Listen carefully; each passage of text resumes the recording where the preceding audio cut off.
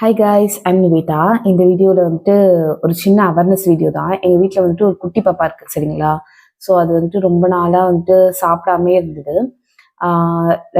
என்ன அதாவது எவ்வளோதான் சாப்பாடு கொடுத்தாலுமே அந்த சக்தி வந்து உடம்புல இல்லாத மாதிரியே இருந்தது, ஓகேங்களா? ஸோ இப்போ நான் டாக்டரை வந்துட்டு கன்சல்ட் பண்ணும்போது வயிற்றுல வந்து பூச்சி இருக்கலாம், ஸோ அதனால் நீங்கள் பூச்சி மாத்திரை கொடுங்க அப்படின்ற மாதிரி சொன்னாங்க. ஸோ கவர்மெண்ட் ஹாஸ்பிட்டலில் தான் வாங்கணும். பேசிக்காக ஒரு குழந்தை வந்து 1 வயசு ஆறதுலேருந்தே பூச்சி மருந்து ஆரம்பிச்சிடலாம், ஓகேவா? 1 வயசுலேருந்தே 6 மாதத்துக்கு ஒருக்கா வந்து பூச்சி மருந்து கொடுக்கறது ரொம்ப நல்லது. அவங்க எந்த மாதிரி சொன்னாங்க அப்படின்னா, இந்த மாத்திரை இருக்குது அப்படின்னா இதில் வந்துட்டு பாதி, ஓகேவா? பாதி மட்டும், அதாவது சின்ன 1லேருந்து 2 வயசு குழந்தையா இருந்தா இதுலேருந்து பாதி மட்டும் கரைச்சி ஒரு நாள் நைட்டு கொடுக்கணும், ஓகேங்களா? ஒரு நாள் நைட்டு கொடுக்கணும், மீதி பாதியை தூக்கி போட்டுடலாம், ஓகேங்களா?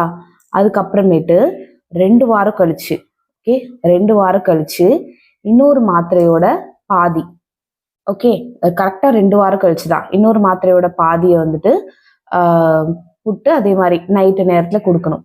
ஸோ காலையில் வந்து மோஷன் போகும்போது அந்த அந்த புழு வந்து இறந்தோ அல்லது உயிரோடையோ வெளியில் வந்துடும் அப்படின்ற மாதிரி சொன்னாங்க.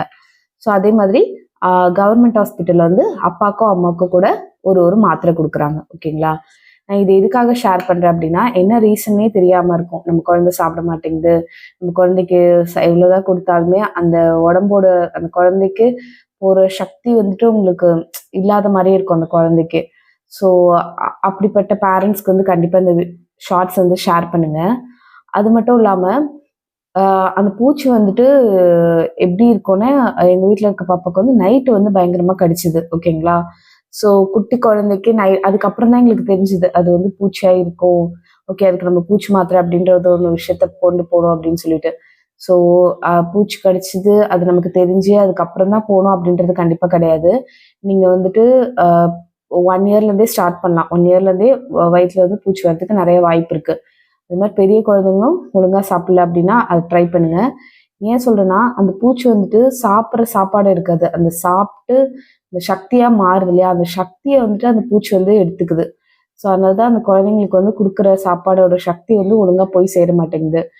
நிறைய பேரண்ட்ஸோட கன்ஃபியூஷனாக இருக்கும். ஸோ கண்டிப்பாக இதை வந்துட்டு ஷேர் பண்ணுங்கள். தேங்க்யூ.